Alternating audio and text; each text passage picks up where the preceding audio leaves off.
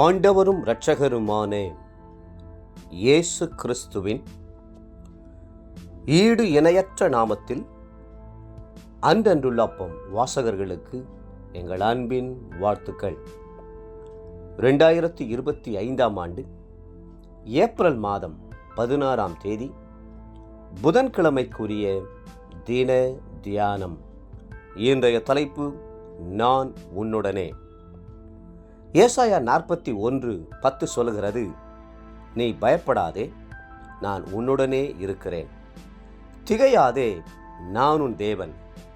நான் உன்னை பலப்படுத்தி உனக்கு சகாயம் பண்ணுவேன். என் நீதியின் வலது கரத்தினால் உன்னை தாங்குவேன். ஏசாயா தீர்க்கதரிசியின் இந்த தீர்க்கதரிசன வசனம் மிகவும் விசேஷமானது. அது இன்றைக்கும் நம் உள்ளத்தை ஆற்றி தேற்றுகிறது. கர்த்தர் மேல் முழுவதும் சார்ந்து கொண்டு அவரை பின்பற்றும்படி நம்மை ஏவி எழுப்புகிறது. இன்று அநேகரை வாட்டி வதைக்கிற ஒரு பிரச்சனை தனிமையாகும். பெற்றோர் பிள்ளைகளை விட்டு தனியாயிருக்கிறார்கள். வேலையின் நிமித்தம் கணவன் ஒரு இடத்திலும் மனைவி ஒரு இடத்திலும் வாழ்ந்து தனிமையிலே வேதனைப்பட்டு கொண்டிருக்கிறார்கள். பெற்றோரை இழந்த அனாதை குழந்தைகளுடைய வாழ்க்கையில் எத்தனை தனிமை, எத்தனை வெறுமை. தனிமை என்பது வேறு, தனிமை உணர்வு என்பது வேறு. தனிமை என்பது ஒருவராக எந்த துணையுமின்றி தனித்து நிற்பதாகும். ஆனால் தனிமை உணர்வு என்பது அநேகரோடு சேர்ந்து வாழ்ந்தாலும் ஒருவராலும் நேசிக்கப்படாமல் வெறுப்புடன் வாழும்போது ஏற்படுவதாகும்.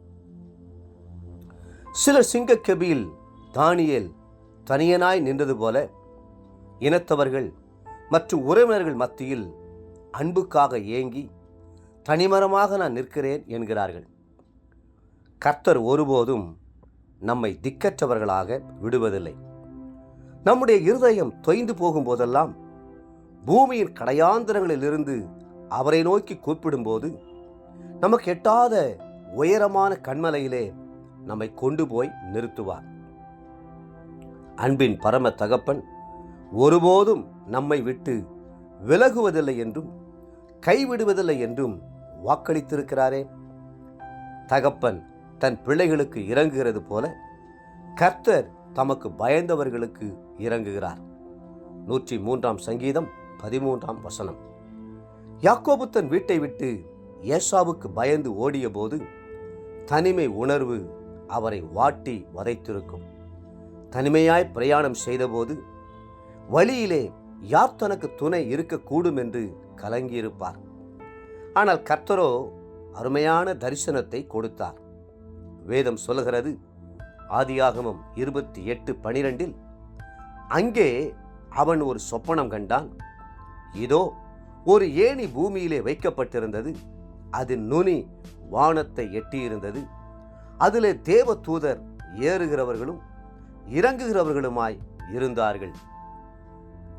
கர்த்தர் ஏணிப்படியை காண்பித்து ஏணிக்கு மேலாய் நின்று யாக்கோபோடு கூட பேசிய போது யாக்கோபின் கலக்கமும் பயமும் நீங்கியே போய்விட்டது. கர்த்தர் சொல்லுகிறார், இதோ என் உள்ளங்கைகளில் உன்னை வரைந்திருக்கிறேன், உன் மதில்கள் எப்போதும் என் முன் இருக்கிறது. ஏசாயா 49:16. தேவ பிள்ளைகளே, நீங்கள் ஒருபோதும் தனிமையாய் இருப்பதில்லை.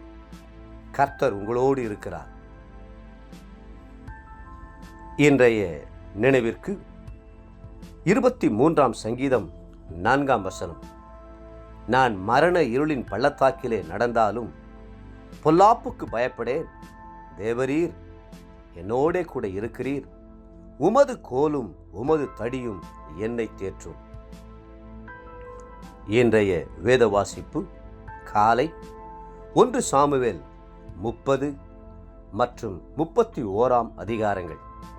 மாலை லூக்கா 13ஆம் அதிகாரம் 23 35ஆம் வசனம் முடிய. அன்புக்குரிய அன்றன்றுள்ளப்பம் வாசகர்களே, மீண்டும் உங்களை வாழ்த்துகிறோம். நீங்கள் ஒருபோதும் தனிமையாய் இருப்பதில்லை. கர்த்தர் உங்களோடு கூடவே இருக்கிறார். கர்த்தர் தாமே உங்களை ஆசீர்வதித்து மென்மேலும் உயர்த்துவாராக. ஆமென்.